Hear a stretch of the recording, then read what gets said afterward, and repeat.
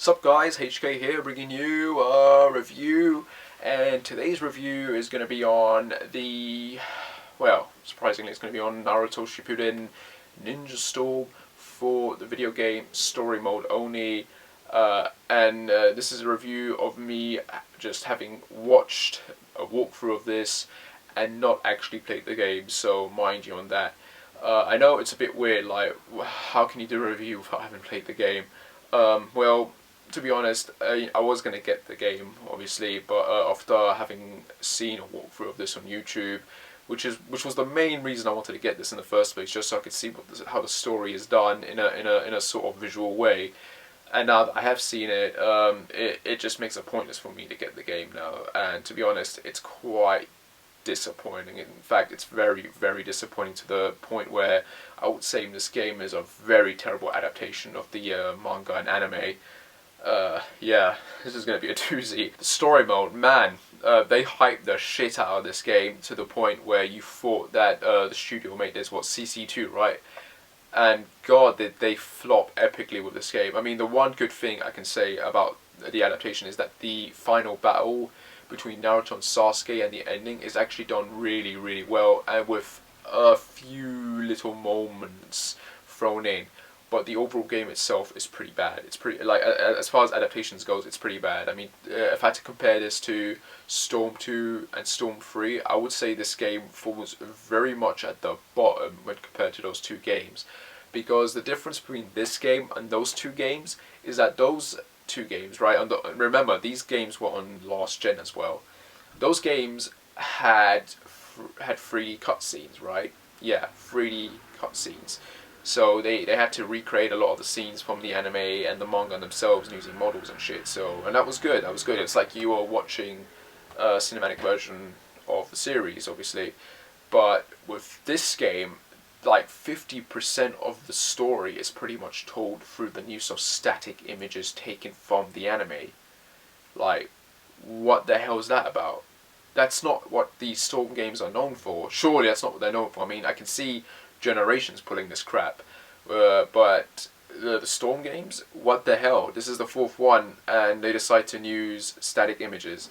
Obviously, there are some scenes that are obviously done in 3D, and they're good, they're very good, but you just kind of wish that the whole game would have been like that. Instead, it's done like that, it's done through static images, which makes the plot go at a very fast pace. I mean, the campaign is really short. You can probably finish this game in like 6 to 8 hours, that's how short it is. And the majority of the boss fights just consist of Madara and Obito. And yeah, like I said, as far as adaptations go, it's a poor adaptation because a lot of the characters from that point in the story don't even appear in this. For example, the 5 Kage are not in this game. They don't appear in this. They don't get their moment to come back and shine and kick ass. Which means Gaara's not in story mode at all, which means he's not there to rescue Naruto. Instead, it's Sakura who just happens to show up and save his life, and so we don't get any kind of moment of Gaara here. And yeah, the Kage don't get that moment. We don't get any moment with the right Kage, Tsunade, or the Suki, what was his name? Fuck, I forgot his name, man. See, this is what happens when you don't watch for a while, innit? Okio and Mei, innit? So you don't get any moments of them for maybe working together to take on Gura, or whatever, or Toby, if you will, you know, the Spiral Zetsu. So there's no moment like that, and, like, you know, it's just very poor, and the majority of the supporting cast as well don't really get a moment to shine. I know that the story at this point is pretty much focused between Obito, Kakashi, and Team 7, and Sasuke, you know, maybe Madara and them lot. But still, you'd think they would have found a way to expand the story and the gameplay a bit more, so they could include, to give certain characters their moments to shine. When it gets to the Allied Shinobi Jutsu section of the game, you'd think they would have found a way to extend that maybe, so each character can get their moment to shine, but nope, nothing like that. It's just one big cutscene, and Neji's death is just bloody wasted on this. Like, the anime did such a better job. For all the shit people give the anime, at least when it came to the canon parts, it did a decent, good job compared to what this game pulls, because oh my god, this game just does it really piss poor in terms of everything that we've had now in the canon. But, you know, again, once it gets to the stuff that we haven't seen in the anime, it does all of that good. But from the beginning of, like, you know, Naruto, Kakashi, and Guy versus Toby, to freaking, I guess, the final battle between Madara and Team 7. That's all just done really, really bad. Like, this is a very poor story mode. And it just left me disappointed when I was watching this walkthrough, because I just kept thinking, like, you could have extended this game so much more with a lot of the battles, and there are certain extra things in this.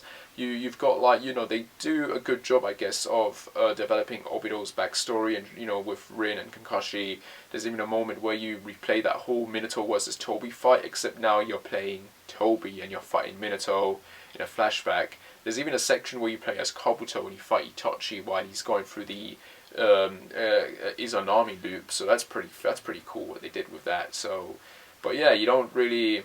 Oh, and Sasuke versus Orochimaru. That's pretty awesome, I guess. And Sasuke versus the Hokage, which is a nice add thing they put in where the Hokages test Sasuke and Suigetsu and Jugo to see if they're worthy to come to the war or not. Which is kind of a waste, really, because Sasuke is the only one you play after that. So, you know, Suigetsu and Jugo never really get their moment, which is another thing that really kind of pisses me off about the way this game was kind of done. I mean, I guess that there's that moment where Orochimaru and Jugo, I think, take on Guro, when it should have been Karin powering up and taking Guro on, with Suigetsu doing his little double gun blast, but you don't get that. So, again, a lot of missed potential with this game in terms of, you know, extending the gameplay and the story a bit more, because it's really, really done quick. So one of the things that I did like in terms of how they adapted certain things, well, the end part of the Night Guy section is pretty cool. Again, it's pretty disappointing because Gaara isn't there. You don't get that kind of moment where the sample goes up and Madara just owns all of them. And they kind of do change it up a bit. I mean, the fight itself is awesome. The way we see Guy fighting Madara with the winds blowing and that way. I mean, you know, I would have liked for the anime to extend this part. I think everyone would have liked for them to extend this part just to add something. I mean, you look at the opening for Wind. You know, the song where the song Wind plays in, and you've got that section with 8 Guy taking on Madara in the opening, and that's very fast and just over the top and awesome. You know, we would have gotten something like that, like a nice, quick, epic taijutsu fight. Well, we don't even get that, but at least the game kind of gives us that moment. And when it gets to the cinematic, they kind of combine the part when he tries to break through Madara's orb thing with the Night Guy moment together. So when he's doing the Night Guy, you've got Madara trying to attack him with the balls, but then Minato comes in and takes the balls away. And then Guy manages to land his kick on the Madara, and that takes them all the way up the Senju tree. And that's pretty an epic moment, because at the end of it, they fall off, and Guy, you know, all burning crispy, looks up at the star, and he pulls an OK sign, barely managed to pull an OK sign like that, and smiles, and they both just crash down afterwards. So that was an epic moment. I thought that was a nice, because that would have been great to see in the anime actually, if they pulled something as over the top as that, with the freaking Night Guy managing to take them all the way up through the bloody tree. That would have been epic as shit, but obviously we didn't get that. And that's not a bad thing on the anime's part. You know, in terms of adaptation, the anime in the end adapted those chapters, so it did them well enough. But I'm just saying the game took it into a nice, it did the ending a bit better. So yeah, but other than that, that's, again, as far as adaptation goes, it's a bit weird. Like the way Naruto comes back, for example, like it's after the Night Guy part, it's all dusty and crazy, and we Kakashi and them lot, they don't actually see who saves Guy, because Naruto appears in the shadows when he saves Guy's life, and then he goes to confront Madara. Oh, and the way they did the entrance with Naruto and Sasuke confronting Madara, you know, it's so badly bloody done. In the anime and the manga, Sasuke, obviously using his Rinnegan, he teleports into the fight, yeah? Here, he jumps in. As in, yeah, he jumps in like he's just fallen from a mountain or something. He jumps in. He doesn't teleport in, he jumps in. And I know it's such a small thing, but still, it's like, dude, they couldn't gotten that part right. He teleports in, and I don't even think they do the whole teleporting thing. I don't think Sasuke even uses it. So yeah, that's very, very bloody weird. So again, kind of bad adaptation there in terms of the story mode. And then obviously we go to the Kaguya part, which I thought was pretty cool, which, in terms of explaining everything, they did a decent job, I guess. I mean, the video game makes a very good point, at least, of pointing out that Kaguya was the Ten Tails, by the way. So that's nice to know that the game's really pushing that there. I mean, the manga did it as well, but it was kind of a very quick line, like, oh yeah, she was the Ten Tails, but the game's really pushing that, like, story in that part of the game really tries to push it to the audience that the Ten Tails was, that Kaguya was the Ten Tails. Black Zetsu himself is pretty awesome, I guess, as sort of manipulative mastermind villain. So, you know, the way the story did that part of trying to explain that Zetsu is the one who orchestrated all of this crap, it's pretty freaking awesome and menacing at the same time. So I'm curious to know how well the anime does it in the end. As for the final battle with Kaguya, you know, with Obito and that, I thought the way they did his death and that was pretty cool. The way he dies, the way he gives his message to Naruto, and the one thing that I actually like, I think, compared to the manga. I mean, don't get me wrong, a lot of people pissed on this moment in the manga when Naruto looks up at Black Zetsu and Kaguya and he's like, you shouldn't laugh at Obito, why are you laughing? You know, he wanted to be Hokage like me, he was the coolest guy, and then Naruto loses his shit and cuts off Kaguya's arm with Black Zetsu in it. Yeah, I mean, a lot of people pissed on that moment. I mean, I do understand why, but at the same time, it's like, come on, Naruto was talking about the Obito of the past, he's not talking about, you know, the guy that murdered his parents. I mean, but still, a lot of people really didn't get it, or were just very upset by it. The game has Kakashi instead pulling that moment, because instead of Obito going into the spirit realm and coming back, as he's dying, he gives his eyes to Kakashi. So, you know, he's got the eyes back, and Black Zetsu's just kind of pissing them off, and Kakashi looks up at him and tells him not to laugh at his dead friend. And then he goes into Super Susanoo, and that's pretty bloody badass. That's a badass moment they did there. That whole section with just Naruto, Sasuke, and Sakura just ganging up on Kaguya was just great, I think. So, you know, kudos to them for doing that, for pulling that. So that was really done well. And then we get to the final fight, right?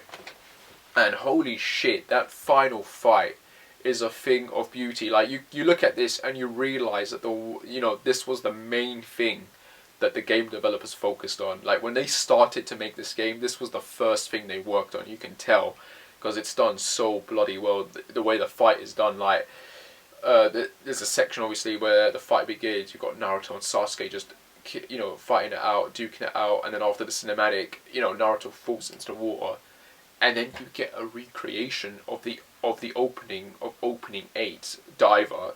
You get an actual recreation of that with Naruto going down into the water, and then you've got all the various characters appearing. You've got Obito appearing first, along with some of the others, and then you've got the Hokages, and all of the characters start appearing, holding Naruto up, like in the opening, and they're all cheering him on, they're all giving their reasons for what Naruto did. Obito especially makes a very good point as to why, you know, he can win against Sasuke, in that, you know, Naruto's changed all of their lives, and they helped, you know, change his for the better. And if Naruto can, you know, save someone like Obito from the darkness, then Sasuke should be a piece of cake for him. And that was a beautiful moment. I mean, Opening 8 is one of my favourite openings. Not my favourite, but it's still one of my favourite openings. I think in terms of symbolism, that opening was great. So for them to recreate it here to such an extent was bloody brilliant. And now it's making me wonder how the anime is going to do all of this, because this is some next extended shit that the game's pulled. And now I'm watching this and I'm thinking, man, the anime's got a lot, you know, when it comes to the final battle, the anime is going to have a lot to live up to now. Because it really needs to pull stuff like this at this point in order to really sell that whole friendship and idea between Naruto and Sasuke in a very big, massive way, and ending it in a very emotional and good way. So yeah, man, I mean, that fight, like I said, that final moment was just bloody beautiful, and the whole cinematic part at the end with Sasuke going into his super 6-pulse Susanoo mode and doing the Indra arrow, and Naruto doing the 3 cubies and changing into 6 R's. Like, it's crazy, man, so crazy and over the top, but they did such a good job with that section, and just the ending part with them just laying down and talking, and Naruto giving his reason as to why he went so far and beyond to save Sasuke's life, because, like, it hurts him for him to know that Sasuke wants to do all of this and he wants to be alone while doing it. It just hurts him so much. And honestly, the game, I think, did a very good job in really showing and enforcing the idea as to why Naruto went and obsessed over Sasuke so much. throughout all these years. So yeah, man, I mean, they did a very good job, and the ending was nice as well, with Naruto's Hokage and Boruto just running around and shit and messing about. So yeah, decent bloody ending. So yeah, in terms of the final fight, the game did a very good job. It's just everything before that is piss poor, sadly. So that's the annoying part. Like I said, in terms of adaptations up to that point, very bad, but the ending, good. Very good ending. Like, a brilliant way to end the game.